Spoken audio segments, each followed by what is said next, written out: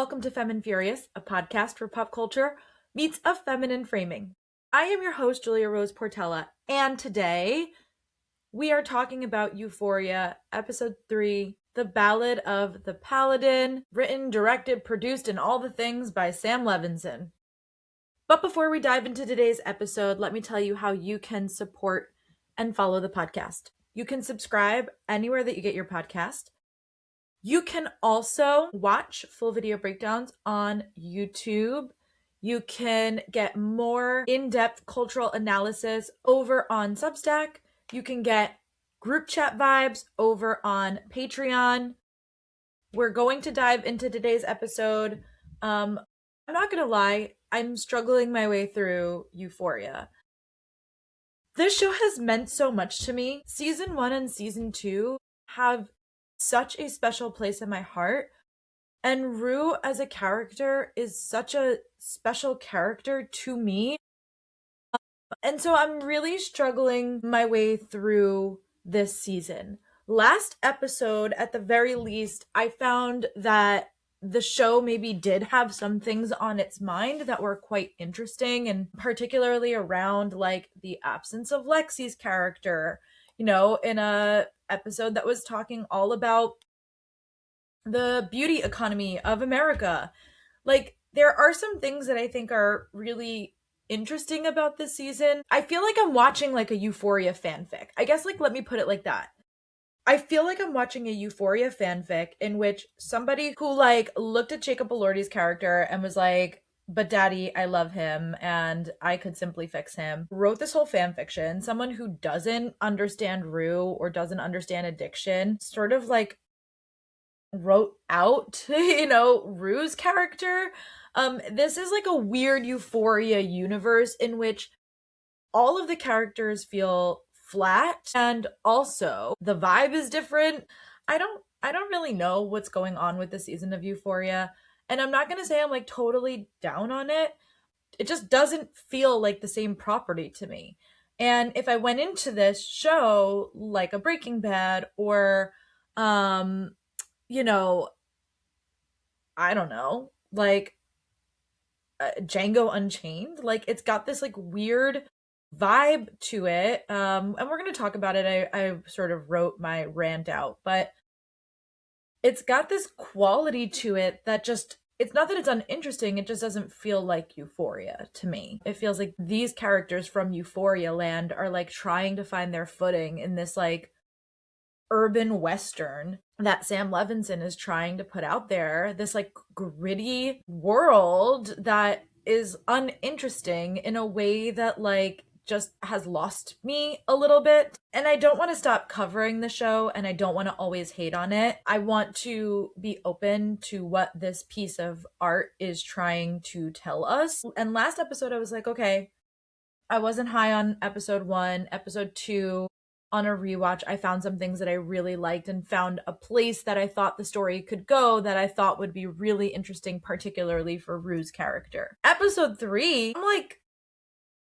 okay, nothing about this episode particularly worked for me. The things that I like about Euphoria feel like they're absent from every single episode. And now we're getting to like halfway through the season, and I don't feel like I care about any of the story that is unfolding before us. So I'm anticipating that I'll be covering this show till the end. We've started, I feel like, why stop? But if after next episode I feel like I don't know that I have too much to say other than the same complaints every episode, then I just feel like we'll have to reassess together. I have some other stuff that we could put in if we don't do this. If you would like me definitively to continue, if you would like me to cover something else, like, please send me an email at feminfuriouspod@gmail.com, because I'm not really sure what to do with this. So let me kind of dive into what I wrote, and then I'm just going to kind of go through this episode by bullet point notes that I took down.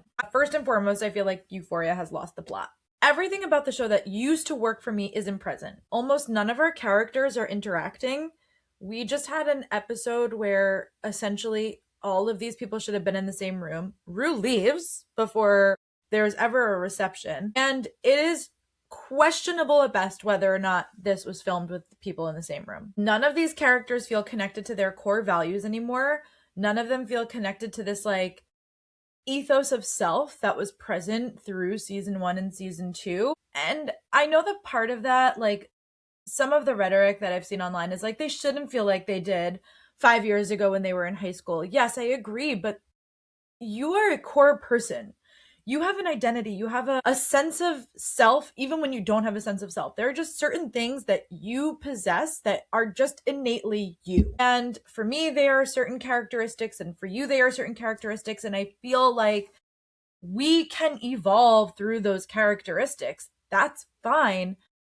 But there are certain things that just are present with you no matter what, since you're a child, even. So to see these characters feel so far from where they were, and we've spent so long away from them, and there's not any storytelling bridge to bring us from where they were in high school to where they are here. Like, there's semantics. They're giving us the semantics of like how Rue became a drug dealer, or what happened to Cal after he got arrested. Like, they're giving us the semantics of things, but they're not bridging the emotional arc of the character from where we last left them to where they are now. And that is what Euphoria has always done. Euphoria has been a show that has had an emotional center to these characters. And it just feels like it's really missing. On top of that, you then have like the resetting of the genre style. And so like a huge part of Euphoria, I think, is the visual storytelling that happened throughout season 1 and season 2, the sort of drug-induced surrealism, Rue getting stoned and like dancing and singing with the choir, explaining mania, bipolar mania. You're missing all of these things. And then on top of it, which we've talked about at length at this point, is the sonic storytelling that was happening, in which you have a very specific visual and sonic palette that are working hand in hand to give you the vibe of Euphoria, this sort of hazy, surreal experience. And now we're getting like this desaturated Western experience with a perfectly fine soundtrack. It's perfectly fine. There's nothing then to rope us in, especially because these characters have leapt so far from where they were that they're not even interesting to me. I'm not invested in any of these character stories at all. And the one saving grace that they had is our emotional investment in Rue and Zendaya's performance in this. And I'm not saying that Zendaya is not performing well, because she certainly is. But I'm not interested in Rue's story. I'm not interested in where this is going. I think by the end of this episode, maybe I could be. By episode 4, we're going to have to see. But everything about Rue that was compelling to me is off the table at this point. And we'll talk about it. We're going to talk about like kind of Jules individually, and then talk about Rue individually, and then we'll talk about the wedding as like its own thing. So even though the visual storytelling and the cinematography of this season is beautiful, it is. There's no question in my mind that the cinematography and the way that the show is filmed is still as beautiful, but it's not Euphoria. Even the name of the show, Euphoria. Then you get this like oversaturated chrome, glitter, sonic vibe that comes with it, right? It's euphoric in its nature. The music was euphoric in its nature. And now we just have Euphoria, this desaturated, like weird Western. It feels like Euphoria fanfic to me. That's the best way that I can put it. What Euphoria is missing the most is all of these characters interacting. And it doesn't seem like where we leave our characters at the end of this episode, that there's still much room for this crossover. It didn't even really make sense to me why Rue was invited to Cassie's wedding. I don't really understand. I don't understand why BB was invited to Cassie's wedding. A lot of things just feel very contrived and inorganic to whatever the show was versus like what it's become. I will also say, like, for fuck's sake, Lexi is Cassie's sister, and her character is featured less in Cassie's wedding episode than like this new neighbor is. This new neighbor was featured and had more screen time. I don't care about Heather. I don't care that Heather's invested all of her money with Nate. I just don't. I don't care that they potentially lost their children's college funds.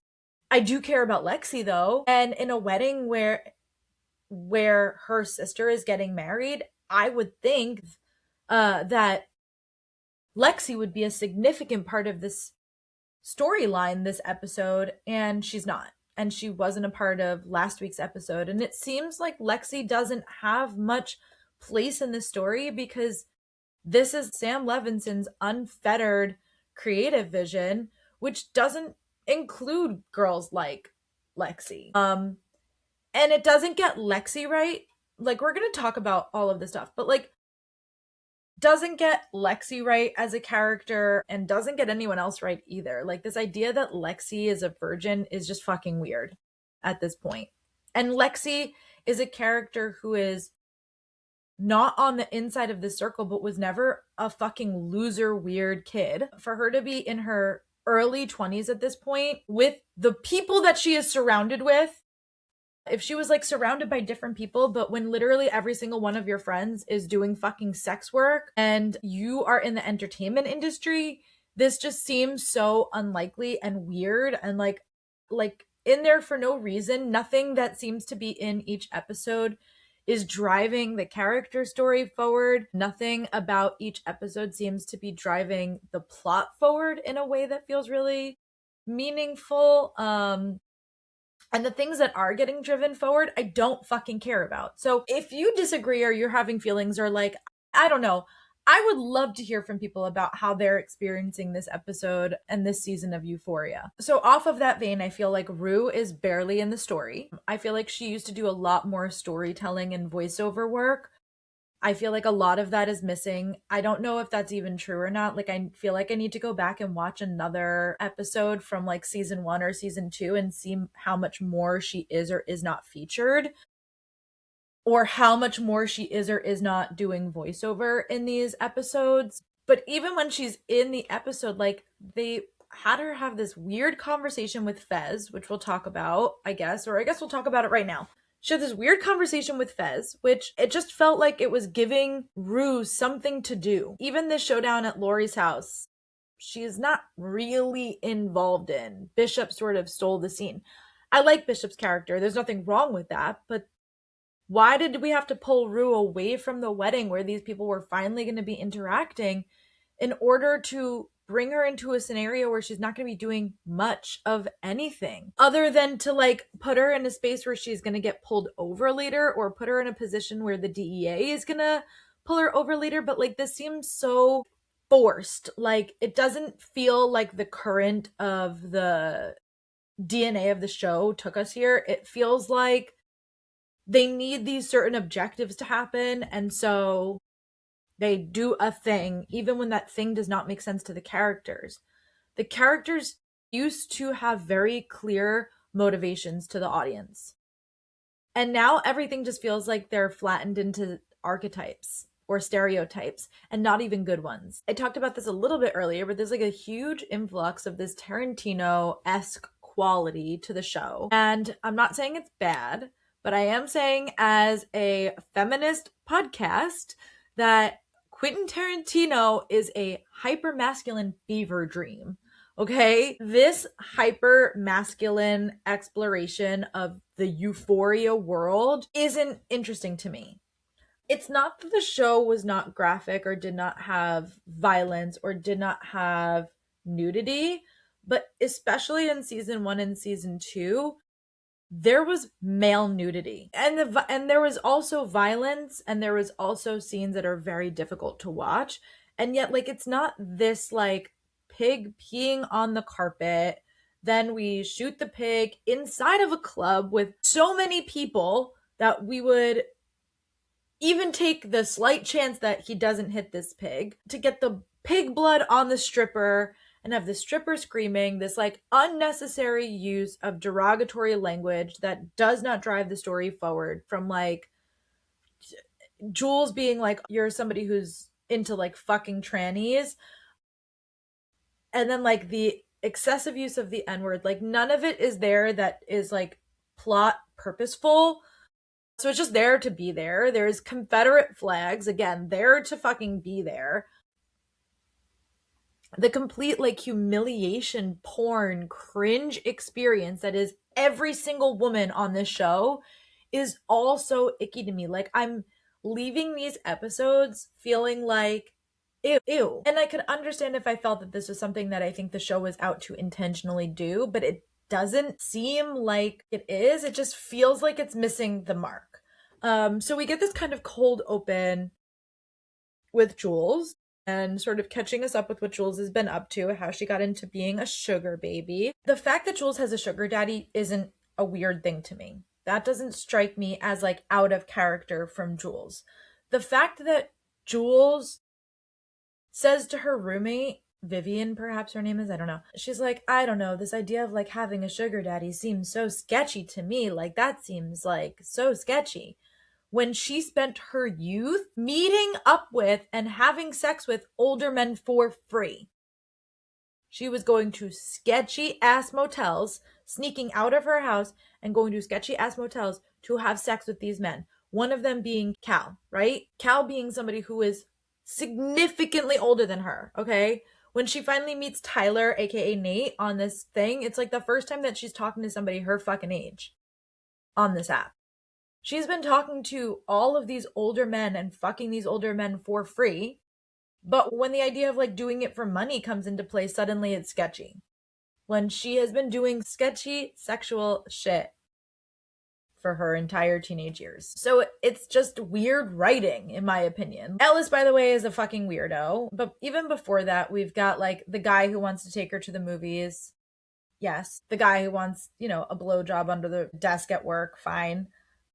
And then you've got the guy who just wants to like lick and kiss her nylons. And once again, I just feel like these are all like insert kink of Sam Levinson. There's just no balance. And somehow these things should feel somewhat exploitive to the men. And yet they all feel somewhat disempowering to Jules. And that's not always been the case on the show, because once again, we can talk about Kat, who was so empowered in this. And I don't necessarily feel like Jules herself feels disempowered, right? This guy licks her nylon, she comes home and she's like, oh, I'm gonna fucking clean house. So she understands the power that she has in this situation. And I do think that for her, this is empowering. And yet the way that it's framed is derogatory. And that's why, to me, because so many of these girls are being objectified, that it doesn't feel like there's a place for a character like Lexi, who's still a fucking virgin in this world. If that's a true storyline that they really want to go with, then like, why not have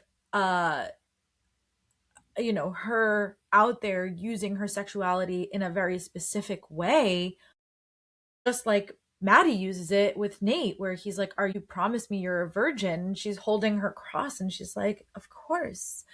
Talk about the men that are obsessed with a woman's virginity and taking a woman's virginity, or the fact that there's men who wouldn't want to take her virginity, who are like, I don't want to be with a virgin because she's too clingy. Like, why can't Sam press the gas on conversations like that if that's the truth? Because it feels to me like what Sam is interested in exploring isn't the fault of men or the shortcomings or failures of men in these conversations, but like the absolute disgusting light that men view women in. Like, it feels to me like men hate women, or Sam Levinson hates women, because of the way that they're being presented in this show. So Ellis is a fucking weirdo. The shot of them in the dark, with all of the red around them, sort of like the booth is enclosed and like everything around them is sort of like faded or really, really dark. You've got the sort of underlighting or like half lighting on Ellis's face. You've got the really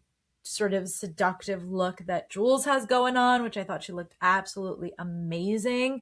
But again, like Ellis is shrouded in shadow. He is like half of his face is covered. It reminded me of Two-Face from Batman. He's talking about how he cuts women open for a living. He's talking about how because she transitioned so young, she's poreless. He's talking about how he has these proclivities, right, that his wife is aware of. Then we get this shot of Jules telling her dad, like, I don't think I'm gonna stay in art school. I don't think I need to be in art school to be an artist. So she drops out of art school and sort of transitions in this moment from artist to muse, because shortly after that, we see her naked on her tippy toes with her hands up, getting cellophane wrapped with like just a little opening for her mouth, and this idea that she is something to be preserved, that she's something to be encased, cellophane being clear, like you can see through it, that she's something to be confined, you know, she's in this confinement. And they do have like this great shot of her ribs being almost like pushed in, and then having somebody like Ellis be like, I'm going to keep you forever. And this idea of like, as this surgeon can like surgically preserve her in a specific type of way, giving serial killer fucking vibes. I'm not really sure. But she's just standing there in the middle of his apartment while he's ogling at her. And she has now turned into the centerpiece. She has now turned into the object. She has now turned into the art. So there we go. I will say though, Ellis had a great line, which I really loved, which was, you marry the best parts of a person and hopefully you can tolerate the worst, which is, you know, sort of a thesis statement for what happens with Cassie and Nate this episode. When you think about wedding vows, for richer, for poorer, Nate pulling her in during their dance and she's like, I don't want to be poor. You marry the best parts of a person and hopefully you can tolerate the worst. And then this, again, this idea of Naz at the end saying some women inherit money and some inherit debt. So, you know, this is the worst of Nate for her. All right. Then let's kind of jump to Rue. We learn that Rue is an arms dealer now, all of a sudden. So she went from being a drug mule in episode 1 to being the manager, troubleshooter, some sort of job at the strip club, right? To now being an arms dealer. So she says in her voiceover, I know a lot of Americans have strong feelings about guns, but if it's any consolation, a majority of the weapons I was selling were headed to Mexico.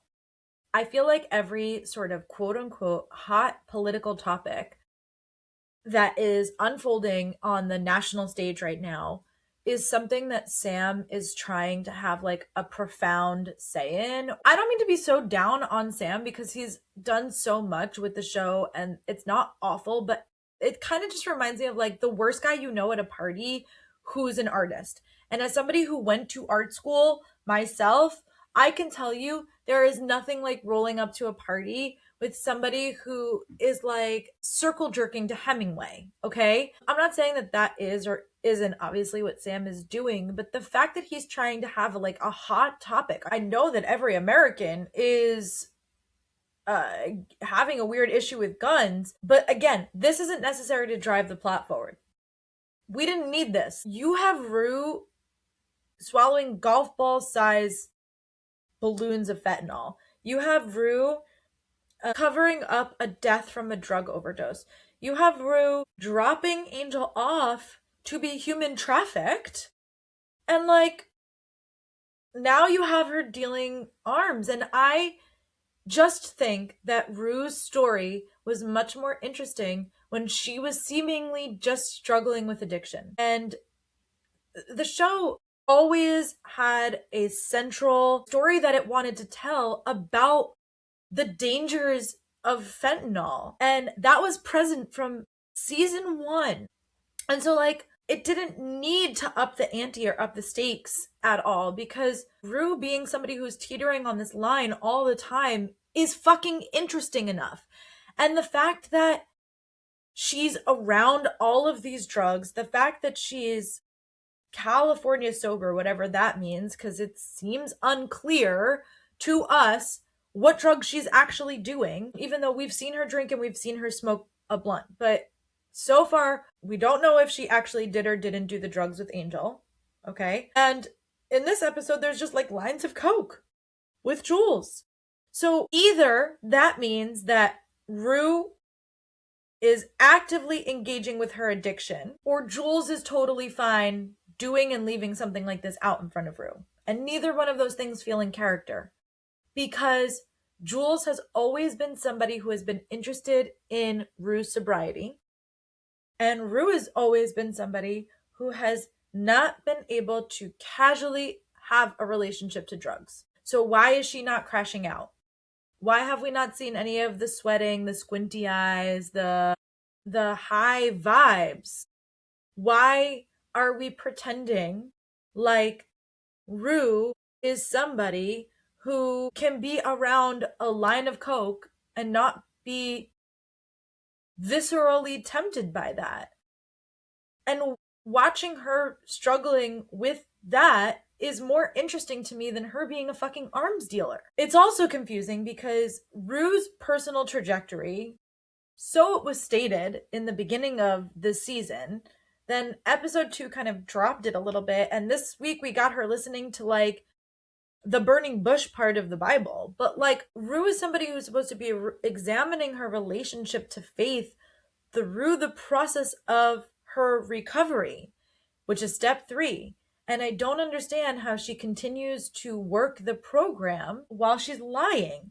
And I know that she's done this before, so this is not like we're reinventing the wheel here. There's been times when she's faked her sobriety and was working the program and was actively seeking that out. But like, we haven't seen her with Ali since the first episode. She's supposed to be listening to the Bible and discovering her relationship to faith as it relates to her addiction, and yet she doesn't seem to be struggling with her addiction. And on top of that, if she is struggling with her addiction and she keeps relapsing, or she's California sober, would she not need to go back to the beginning and continue to work the steps if she was doing it right? I don't know. I also felt very like icky about Rue paying Jules to come to the wedding with her after we just got this experience where there's coke and cigarettes and like a bunch of sex toys in the bathroom. It seems like between that and her overt sexuality in all 3 of these episodes, it just seems like Rue, who has had a hard time with her sexuality to the point where she fakes an orgasm. She's got this voiceover as Jules is eating her out, and she's like, normally I would love what my girlfriend is doing to me, but I can't fucking feel anything. So she fakes the orgasm. Jules knows that she fakes the orgasm, thinks that it has nothing to do with drugs. That's not where her mind goes. And this is what ends up pushing Jules to Elliot, and for all of the things that happen in season 2, in the back half of season 2, to come out. So these people, particularly Jules, who has questioned how sexual of a person Rue is, when Jules is a hypersexual person, we now have seen Rue having these sexual encounters with drugs involved, and she seems fine. Rue has always been somebody who, because of her addiction, has the act of getting the drugs outweighs her ability to prioritize a relationship in any given moment. And yet the relationships have always been important to her. And Rue, I will say, has been a charismatic character, and people have always liked her. Rue has had friends, she's had community, so it's not like she's an unlikable person. She's an unlikable person as an addict who is struggling with her addiction.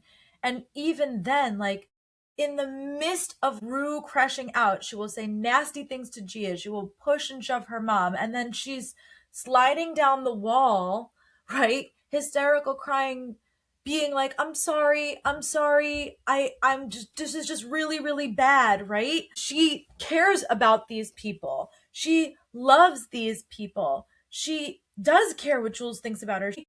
she actively lies to Jules because she can't get a hold of her addiction in season 1 and season 2. And so she can't actively get a hold of the addiction, but she realizes that this relationship is important to her. And so she tries her best in the ways that she can to preserve the relationships that she has as best as she can with somebody who is struggling with addiction. And the fact that when that takes over with scenes like her yelling at Fez, when Fez is like, this isn't good for you, bro. Like, I'm kicking you out of this situation. Like, sorry, you gotta go. And she's saying the nastiest shit. And she's crying, and then she's apologizing, and she's freaking out. And then when they discuss it later on, right, he's like, you're just an addict. And I don't trust anything that comes out of an addict's mouth. It doesn't matter to me that you're my family. You're an addict first. Okay, because addicts will say whatever the fuck they can to use and manipulate you. And he's not wrong in that assessment. You know, so that was interesting enough, right? Rue has always been somebody who at her core has a compassionate and tender and emotional center. Her addiction is like expedited by her grief and the experience that she goes through with her dad. So to see Rue then in this position where now drugs are just involved casually and she's fine. This is like totally fine. It's normal. And she's acting like a straight dude. Somebody who just also like, oh, like it's so cool. I get to work at a strip club and I get to see boobies all day. Like, this is what a 14-year-old boy would think. The way that Rue engages with women, even here, to put her in this position to be like, I'm your sugar daddy now, when her and Jules have this complicated, deep, emotional relationship together. This to me is so disrespectful to their relationship. And it's putting Rue in a position to fantasize and fetishize women in a way that like straight men do. And to me, the way that it's being written is like, well, I am man, I like women, this how I do it, and so lesbians do it this way too. Like, it's so caveman thought. Sorry. I can only be myself. I know this is a bit of a hater episode. I apologize. I'm gonna breeze through the rest of it, but I'm fucking struggling, man. And I would love to hear if you guys are struggling with this too, because it's tough out there. It is tough out there. I don't know. I'm really struggling with these couple episodes. Okay, so let's talk about the wedding. Somehow Marcia and Cal are back together. Again, I don't understand the writing. When Cal pees in the foyer and then leaves, he leaves his family. That's the point. He's leaving his family. Now him and Marcia are back together, apparently. Cal is in Nate's life in this like major way. They hold their glasses out to each other and like mouth I love you to each other. I don't understand. This doesn't make any sense. The relationship between Cal and Nate doesn't make any sense. I'm not saying that family dynamics are not uncomplicated, but I don't understand what is going on. Like, again, you can give us the semantics of how we got here, but the emotional arc of it doesn't fucking make sense. You can't put a character like Cal, who was clearly gay. That's what they were exploring in season 2. That's where they end up, where he decides to leave his family and I'm going to go be myself and I'm going to liberate myself from all of this bullshit. And then comes back and is like, I'm not gay, I'm a hedonist. I'm still obviously with my wife. Sure, they make him drunk all of the time, which is to cover up like the strain of what's going on with his ALS, which I think is okay, fine. But like, just everything about what has happened, like Marcia and Cal were clearly separated at the end of season 2. And we just have no explanation or no emotional arc to bring them back together. And then all of these characters interacting with each other as a family make no fucking sense. Nate seems to have a great relationship with all of these people when every single person in his family, his mother said it and his father said it, where they were like, we don't know you. I don't know anything about you. I guess find the brother or whatever. Like, they're adding all of these comedic moments, and these comedic moments with Rue or Nate, like, they're funny, but they're not in alignment with who the character is. Rue, sure, she's had comedic moments in the past. I'm not saying that she hasn't, but she's lacking then all of her emotional compassion and depth. And Nate is just such a far cry from whatever the fuck his character was in season 2, and there's nothing to bridge us to bring us to this point other than the fact that people online and Reddit are just like, well, it's been 5 years. Guess what? If you're a fucking sociopath, 5 years is nothing. You don't just fucking turn that part of your brain off. That's how your brain works. So none of this makes sense to me. The flowers are tacky. The C and N, flowers, the flower arches, all of it's tacky. Obviously, this is the point. Maddie and Jules are like Nate's exes wearing these outfits that are beautiful and they are perfect in their own way. And yet, like, as Nate's exes are just like one-upping this bride, everyone else is dressed completely conservatively except for the bride and Nate's exes. But okay. Also just strikes me as like something you would not wear to a wedding. And in a way, it makes sense that it's Maddie and it's Jules who are wearing these like very scandalous and like highly, salacious outfits, and they're beautiful and they look amazing. It just like does not strike me as something that anyone would pick up and think that's something you wear to a wedding. That's something that you would wear to a wedding. Maddie, maybe in her character. And I guess Jules too has always been like somebody who dresses, kind of unconventionally or whatever. But like, it just felt again like the show is like, well, which ex can upstage the bride? And yeah, I don't know. Meanwhile, Lexi, on the other side of the spectrum, is in the fuggliest fucking bridesmaid dress. Like, everything about the wedding is tacky. Everything about their house is tacky. They live this tacky lifestyle. And I wish that I cared, but I fucking don't. I don't care enough about Cassie and Nate to care about this storyline in this capacity. And I understand that there's this like emphasis on their wedding and then like Maddie going home to her shabby apartment where she's making like less than $0, And yet Maddie has class, Maddie has tact, a sense of self, and has survived an incredibly abusive relationship with Nate. And I feel like by having none of the threads of who Nate was, we don't get this like completion of the cycle for Maddie, because what she sees is two people who she's like, oh, these two people are actually really in love. And look at how Nate responds to Cassie, and like this happy man who never smiled in season 1 and season 2, like all of a sudden he's smiling all the time. There was this book, it was a YA book that came out a couple of years ago, YA series called Dorothy Must Die. And in that book, one of the things that they have as a plot point is this thing called a perma-smile. And it's like you almost like a Botoxed smile, like you can't stop smiling.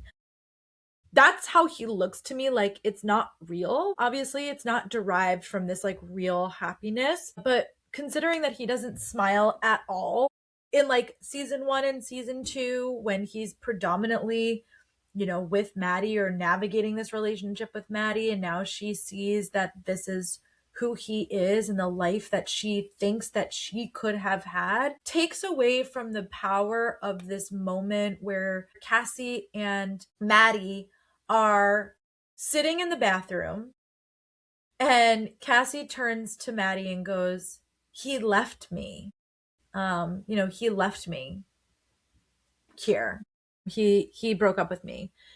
And Maddie looks at her and she goes, welcome to the beginning of the cycle, the cycle of abuse that she's talking about. And it takes away from this moment where she's basically like, you want to be in the cycle of abuse, you watched me go through it, and now you want to be in it. Like, go ahead, girl.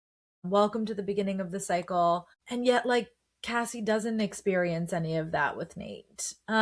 So I just feel like all of these moments that were so impactful in season 2 get completely disintegrated by things that happen. And that's not the last one that we'll talk about. But basically, Maddie saying to her, like, this is your life now. You get to be in my shoes. You get to be the one who has to deal with all of this.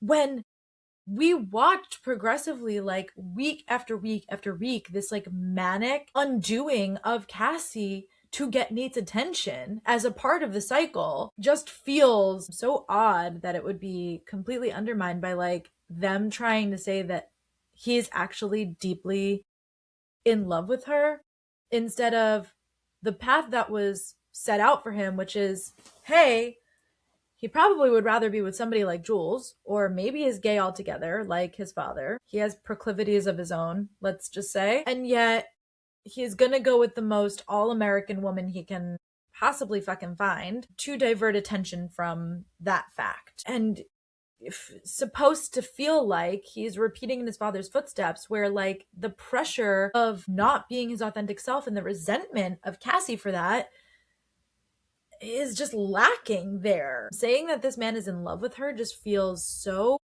odd to me. He had more chemistry with Jules in the 5 seconds that they talked during this wedding than he did with Cassie at any point in the show. We've got the weird speech that Suze gives to Cassie as she's walking down the aisle. She's basically like, I was standing here at one point with your father and I didn't know it was the last happy moment with your father I would fucking have. And obviously all of this is supposed to be this like omen of what their marriage is going to be.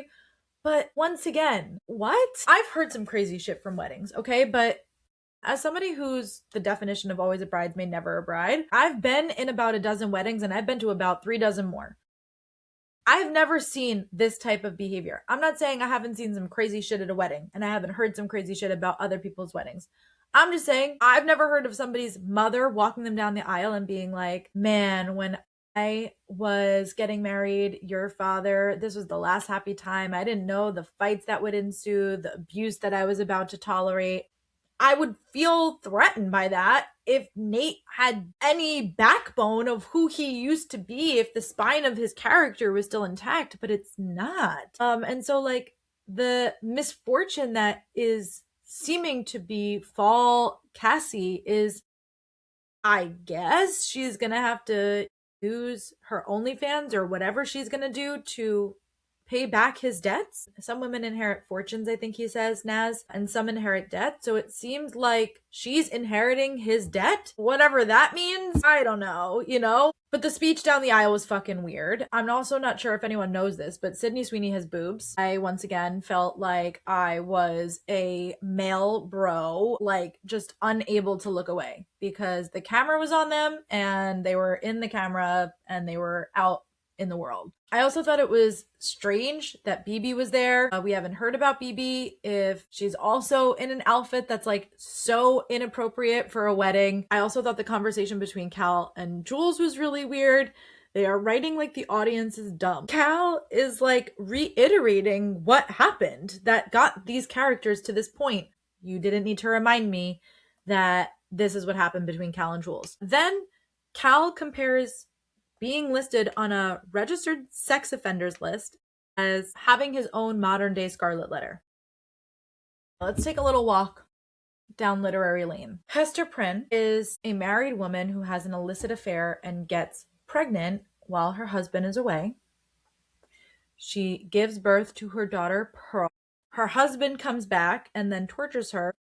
And a part of that is this public wearing of the Scarlet A for adulterer. And this is all happening in like Puritan Boston. So we're in like 19th century. Yeah, 19th century. I did think about that. Great story. Everyone should read it. I love the Scarlet Letter. Hester Prynne's my hero forever and a day. What I think is weird is to compare yourself as a pedophile to the Scarlet Letter, which like the Scarlet Letter that Hester has to wear incites a bunch of mistreatment from people who live in this town. There are people who will no longer give her certain trade with her or like mistreat her at the market or whatever, right? She basically, because of the Scarlet A that she has to wear, is excluded from her community because of it. That's a part of her punishment. The fact that a man who has slept with at least 2 teenagers and blames it on the teenagers and is like, well, you guys lied about your age. Okay.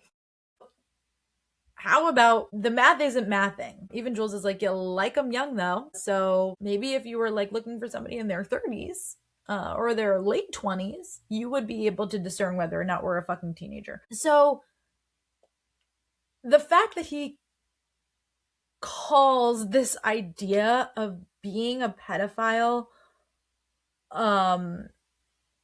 the same as being having a scarlet letter, when the scarlet letter is a piece of literature discussing incredible feminist themes and pedophiles should be stripped of certain rights. He didn't even do any jail time. He copped a plea deal and is complaining that he can't go past a school when, like, I'm not saying that there weren't things about Cal's character that were sympathetic in season 1 and 2, because I do think that there are some things about him that are almost like tortured that are interesting and compelling. But to compare being a listed pedophile, which he is, intentional or otherwise, to the Scarlet Letter is like, once again, what are we doing, Sam?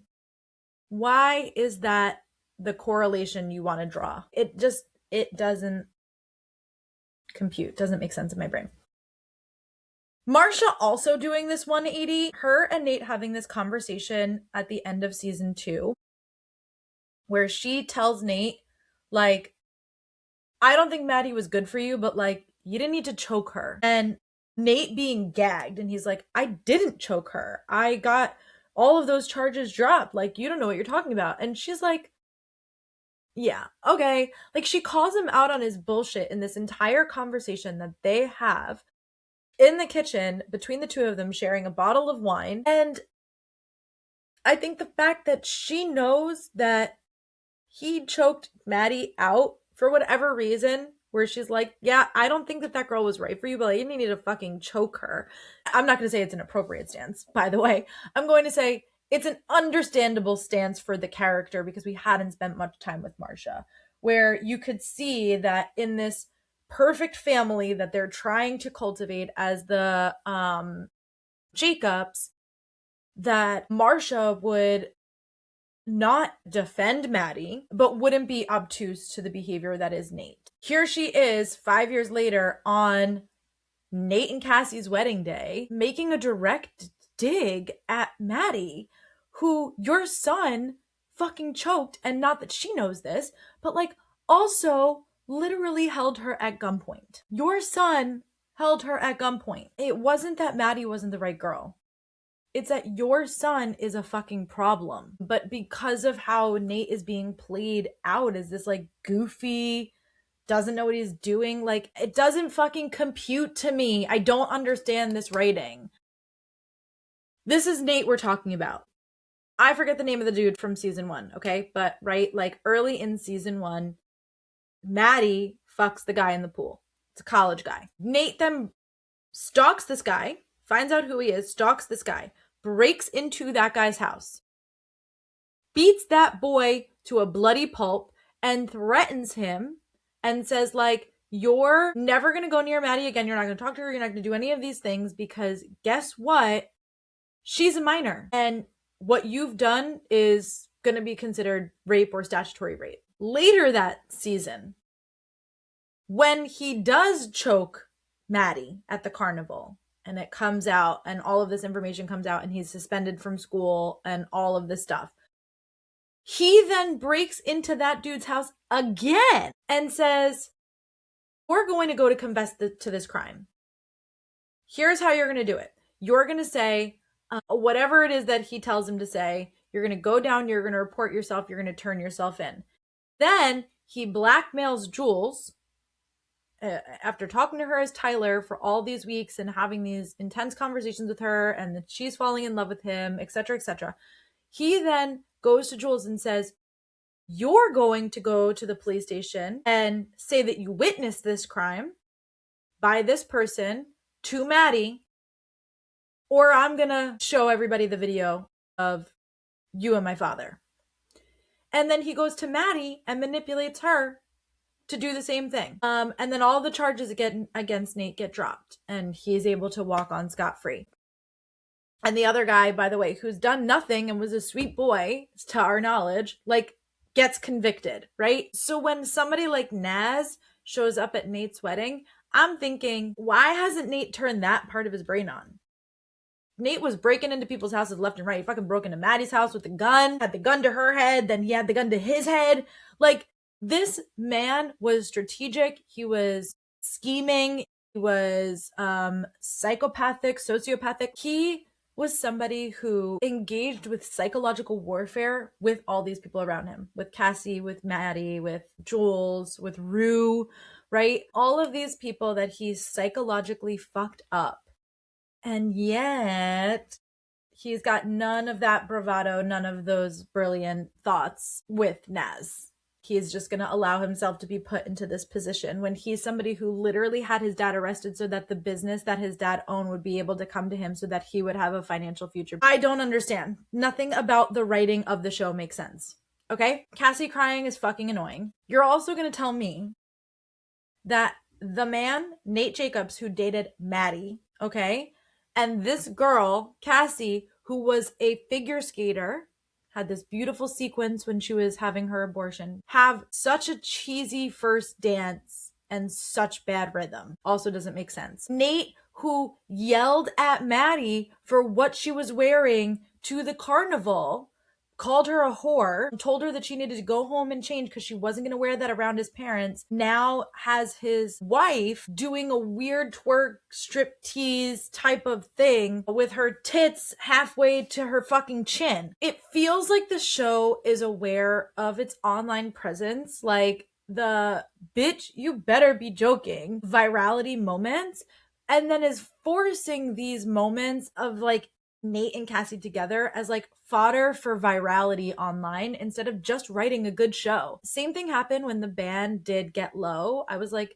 this is a millennial hit and I'm a millennial, but like this is cringy to me. Like this doesn't feel like it's appropriate in this setting. Nothing feels earned. Not even the beef between Lori and Alamo. I could care less about this beef between Lori and Alamo. I liked Alamo as like this is an Alamo-sized check to get Rue out of this situation with Lori, because how is she ever going to get out of this situation with Lori? The fact that this is still going on, I don't fucking care.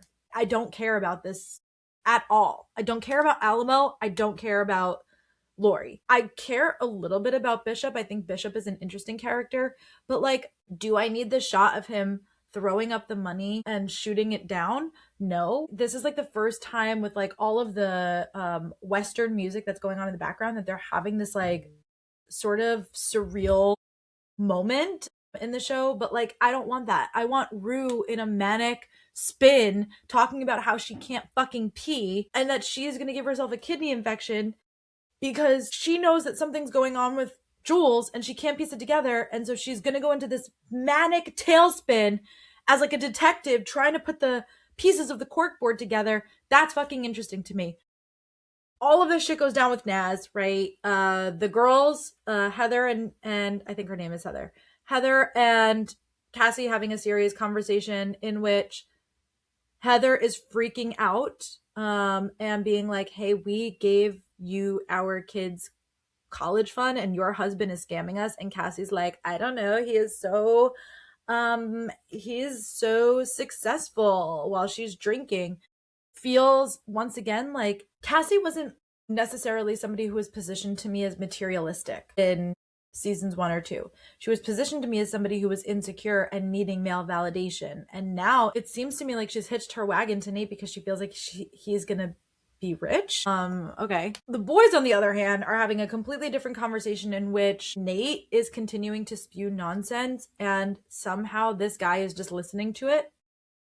It's like, once again, men don't respect women. So if this man respected his wife, he would not be like, I'm going to go figure this out with Nate and then get sort of like reprogrammed. Like Nate is completely manipulating all of these people, which would be interesting if that was still his character, and yet it's not. So I don't really care. Cassie then throws a fit. She literally screams, you want me to be the perfect housewife. You want me to cook.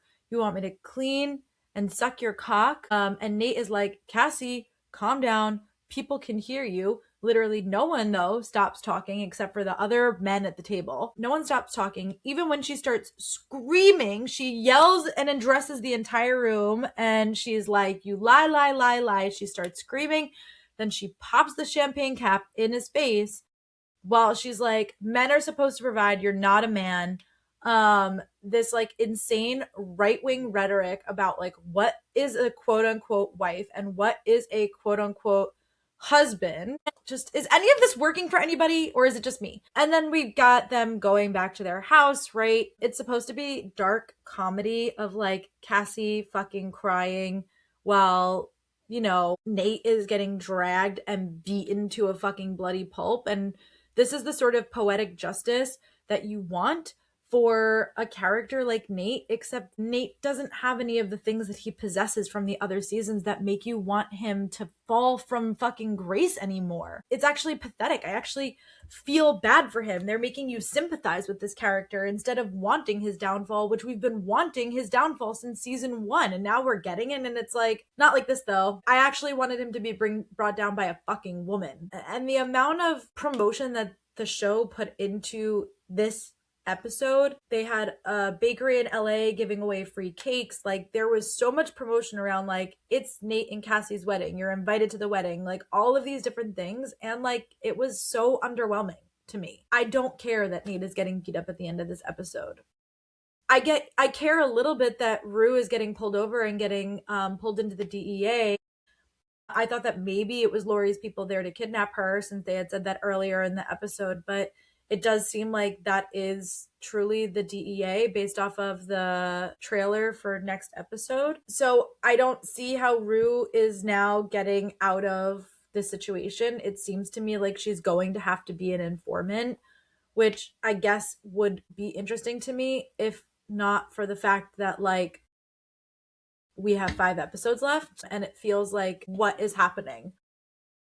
I don't know. So we'll see. Anyway, that is this episode of Femme and Furious. I'm sorry, I'm not high on this episode. I'm not really high on the show right now. I'm feeling very 50-50 about it. I'm not like so out that I'm not going to stop watch it, that I'm going to stop watching it, but like I'm not so in on it that I feel gagged about what we have to talk about, which is like every week talking about the objectification and like humiliation of women that this show seems to be interested in exploring. If that's where this conversation is going to continue to go week after week, we'll see, but for right now we'll continue on. Send me your thoughts and feelings at femmeandfuriouspod@gmail.com. I'll be back tomorrow with a special author interview. Her name is Anne Marie. She wrote a few YA books, but a really great YA book called Fugitive Rifts. So that will be tomorrow. I'll be back on Friday with The Deal chapters 21 to 30. I will be back on Sunday with Margot's Got Money Troubles, episode 5. So we are just in like a content spin right now. I also want to let you know about some things that are coming up, especially for my bookish baddies. So first and foremost, if you like some of the spiritual stuff that we end up talking about on this podcast, I have been saying it, but in case you haven't heard, I'm coming out with a new podcast on May 6th. It will be out every Wednesday. It is called Third Eye View. It is an intersectional show just like this one that will focus on spirituality and pop culture. So this show, I would say, like the feminism and the pop culture shake hands. I will say for that show, Third Eye View, the spirituality sort of takes a forward role and the pop culture comes in to support it. So this show follows Euphoria week to week. It follows, books chapter by chapter. Like maybe there'll be some of that over on that show, but for the most part, you'll be able to kind of just tune in and listen without having to do any homework if you're not somebody who's keeping up with shows on the reg or books on the reg. So just know that show is coming out. It's called Third Eye View. It will be available just like Femme and Furious everywhere that you get your podcasts. As far as like, hey, some content that is going to be coming up, the off-campus series, which we're covering The Deal right now on the podcast, we will be covering The Deal through May Okay. There are 8 episodes in the off campus TV show. So we will be doing them in 4 episode chunks. I will be covering every summer after. We'll be covering the book in sort of 2 parts. So if you want to read that book, great, do it. That TV show is also coming out on Amazon Prime. And it is slightly different names. It's called Every Year After. So Every Year After, same thing, just like the off-campus series, we'll do episodes 1 through 4, then we'll do episodes 5 through 10. So we're covering that. I'm also going to be covering Yesteryear. I'm not sure how I'm breaking up those episodes yet, but the rights to that have been bought by Anne Hathaway, so that's going to be coming out. We're going to cover that book more in depth, a couple chapters at a time. We'll see, because I think there's going to be a lot. I haven't read the book yet, but I have it, and we'll be starting coverage on it shortly. And then June 21st, House of the Dragon comes back. So we're going to be covering House of the Dragon week to week, but just to let you know, like, some of the stuff that's coming up. Every summer after, as far as like books go, if you want to read the book along with me, I just want to let you know we're doing Every Summer After, and we're doing Yesteryear. So put those into your library if that's what you want to do. I love each and every one of you. Sorry I was not so high on this episode. For an episode that is focused on like the consequences of one's actions, I guess I'm upset that the pig died, and I'm really upset that they killed the bird paladin. It feels like it's about time that Rue gets into a position where she can get helped out of this, hopefully, and not die. I hope that this show does not end with her death. You know, Nate's consequences, catching up to him, Cassie's consequences of marrying somebody for the wrong reasons, catching up to her. So I guess that this episode was, you know, concerned with consequences. The consequence of the writing for me, though, is just that I didn't fucking like it. And so I'll be back tomorrow with an author interview. I love you guys. See you then.